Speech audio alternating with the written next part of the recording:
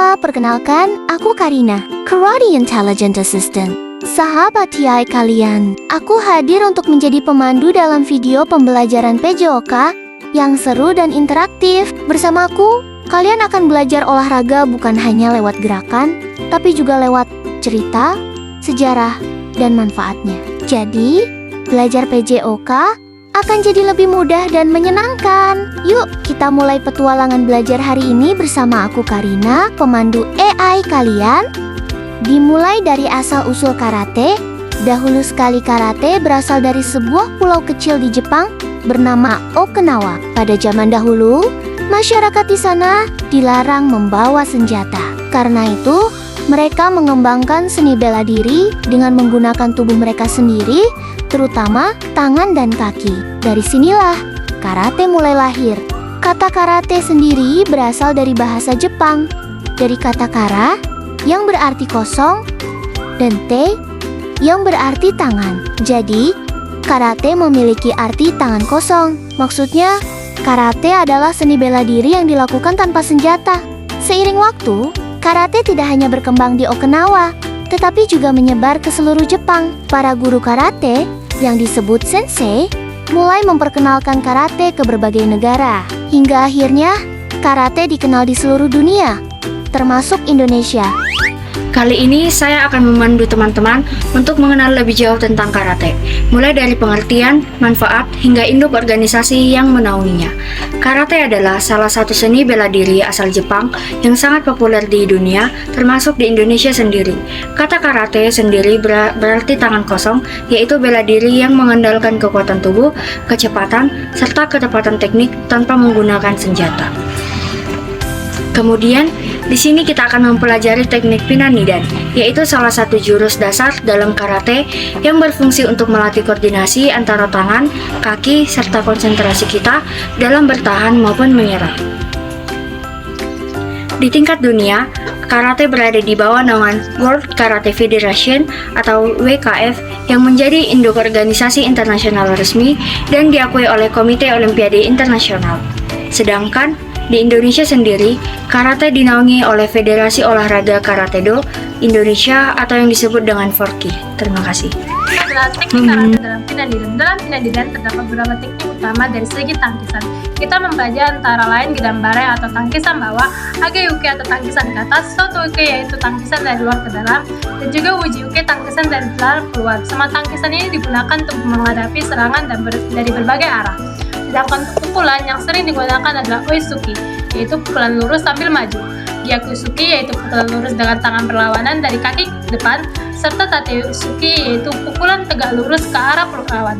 Selain itu, kuda-kuda yang mendukung gerakan Pinanidan adalah antara lain yaitu Genkutsujachi atau kuda-kuda panjang ke depan, serta Kibadachi atau kuda-kuda samping.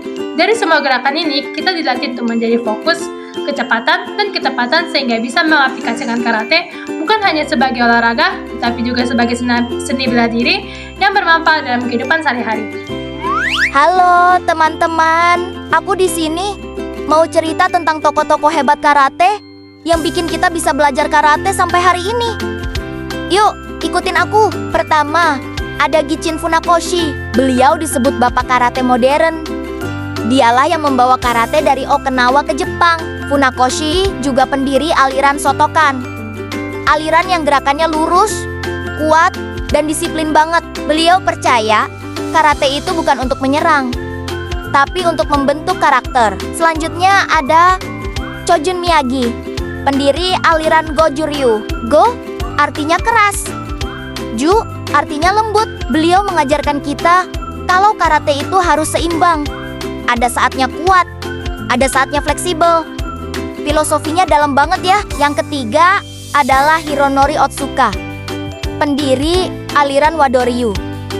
Kata Wado artinya jalan harmoni. Jadi karate menurut beliau bukan cuma tentang bertarung, tapi juga tentang mencari kedamaian. Gerakannya lebih ringan, cepat, dan penuh strategi. Terakhir ada Kenwa Mabune, pendiri Shitoryu. Beliau belajar dari banyak guru, jadi alirannya punya banyak jurus atau kata. Dengan cara ini, karate jadi lebih lengkap dan bisa disesuaikan sama karakter setiap murid.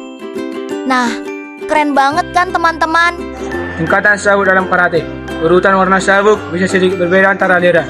Ada Shotokan, Goju-Ryu, Kyokushin. Tapi secara umum begini. Yang pertama, sabuk putih atau pemula. Melambangkan awal kesucian belum ada pengalaman. Yang kedua, sabuk kuning. Menandakan mulai memahami dasar gerakan. Yang ketiga, sabuk hijau. Kemampuan fisik dan teknik berkembang, lebih percaya diri. Yang keempat, sabuk biru. Melambangkan langit luas, wawasan dan pengalaman semakin bertambah. Yang kelima, sabuk coklat. Karate sudah matang secara teknik, siap menuju tahap akhir. Selanjutnya saya menjelaskan sumpah karate. Yang pertama, sanggup memelihara kepribadian, yaitu karateka harus berperilaku baik dan menjaga martabat diri. Dua, sanggup pada kejujuran, yaitu jujur dalam latihan, pertandingan, dan kehidupan sehari-hari. Tiga, sanggup mempertinggi prestasi, yaitu selalu berusaha berkembang, tidak cepat puas. Empat, sanggup menjaga sopan santun, yaitu menghormati guru, senior, dan sesama karateka. 5. Sanggup menguasai diri, yaitu mengendalikan emosi, tidak menyalahgunakan karate. Selanjutnya saya akan menerangkan perbedaan kata dan kumite. Pertama, artinya rangkaian atau gerakan karate yang sudah dikomit. Gerakan meliputi pukulan, tendangan, tangkisan, dan kuda-kuda. Dilakukan sendiri yang perorangan atau berkelompok. Kemudian untuk menunjukkan teknik, kekuatan, kecepatan, keseimbangan, dan penguasaan gerakan. Penilaian dilihat dari kecepatan jurus, ekspresi, tenaga, ritme, dan penguasaan teknik. Senam jurus atau koreografi baku dalam karate. Kedua, kumite. Artinya pertarungan langsung antara dua karate. Serangan, bulat, tendangan, pertahanan dalam bentuk duel. Dilakukan satu lawan satu. Tujuan untuk menguji kemampuan teknik strategi, kecepatan, dan reaksi dalam bertarung. Penilaian dihitung dengan sistem poin, misalnya Ippon, Bazahari, berdasarkan serangan yang sah, cepat, tepat, dan terkendali. Ibaratnya seperti pertandingan sparring atau tandingnya. Karate bukan hanya bela diri, tetapi juga olahraga yang memberi banyak manfaat, baik fisik, mental, maupun sosial. Dari segi fisik, latihan karate melatih kekuatan otot, kelenturan tubuh, serta meningkatkan stamina. Gerakan yang melibatkan tangan, kaki, dan seluruh tubuh membantu kita lebih bugar serta menjaga berat badan ideal. Dari sisi mental, karate mengajarkan kita untuk fokus dan konsentrasi penuh dalam setiap gerakan. Selain itu, dengan latihan yang teratur, kita bisa mengurangi stres dan melatih kepercayaan diri serta kedisiplinan.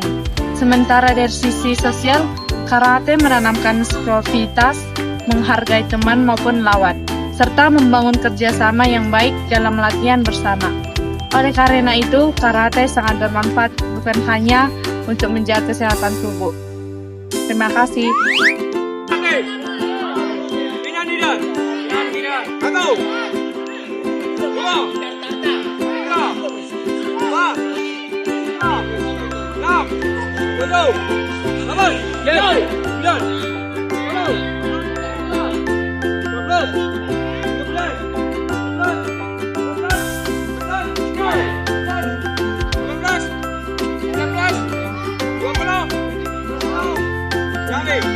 Nah, teman-teman, pernah kepikiran nggak? Kenapa banyak sekolah punya ekstrakurikuler karate? Karate bukan cuma soal pukulan dan tendangan, tapi juga soal membentuk karakter kita. Sejak tahun 1970-an, karate mulai masuk ke sekolah-sekolah Indonesia sebagai wadah untuk melatih fisik dan mental pelajar. Di ekskul karate, biasanya kita latihan dasar-dasar seperti pukulan, tendangan, dan tangkisan.